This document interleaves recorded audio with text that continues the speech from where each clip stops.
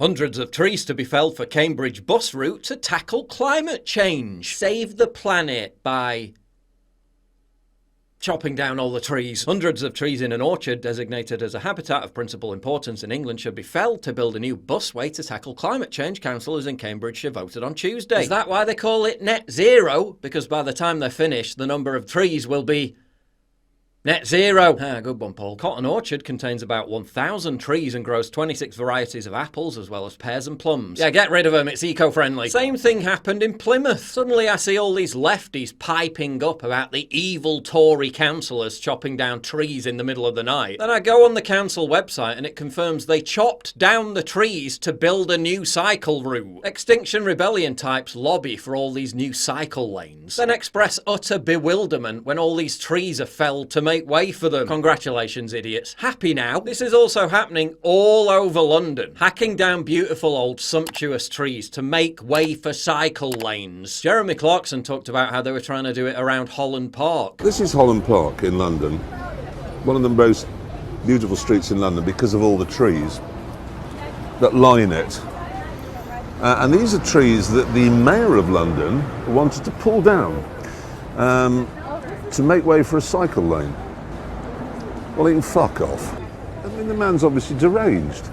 You can't pull trees down so that people can cycle. I mean, I know that cycle lanes now are seen as the single most important thing in the world by all those lunatics with 5 hardened bananas on their head and a little GoPro, but they can fuck off, they're not. He also explained how these cycle lanes were causing more congestion and chaos. I was just coming just now into London on the A40, where they'd taken one of the lanes away to make a cycle lane. Massive traffic jam resulting from it, and stuck in it is an ambulance. Someone is dying of a heart attack somewhere up in Acton.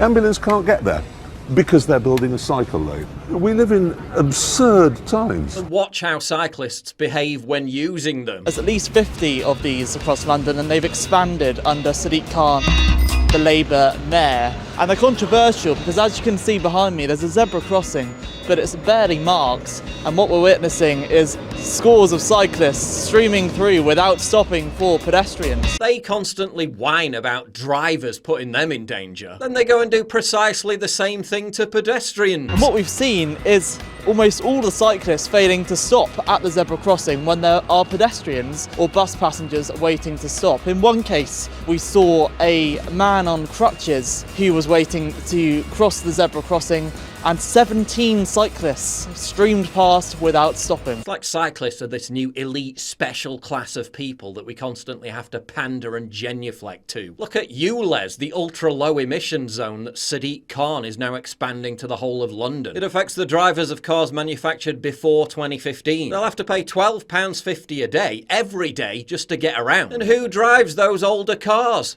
Poor people. It's another tax on the poor. Oh, Guardian reading Penelope and Jonathan from Richmond driving around their brand new Range Rover SE won't be affected. Those dirty paupers with their 2008 Citroens, yeah, we need to milk them for more cash. What else is our council tax being spent on? For people to go around putting enviro-crime stickers on dumped rubbish, rather than clearing up the actual rubbish. Brilliant. Now they're telling rural residents already living in fuel poverty to get mandatory heat pumps installed by 2026, when new boiler installations will be banned for off-grid homes. Heat pumps cost 15 to 30 grand. Most people can't afford them. Again, another tax on the poor. You'd think the lefties would be up in arms, wouldn't you? No, they're all lobbying for it. They're calling the people protesting against it far right. All this goes to show that environmentalists at the very top don't give a shit about saving the planet. They couldn't give a monkeys about all them trees being chopped down. If the trees are in the way of imposing totalitarian levels of technocratic control by means of the crusade against private car ownership, net zero and 15-minute cities, then the trees just have to go.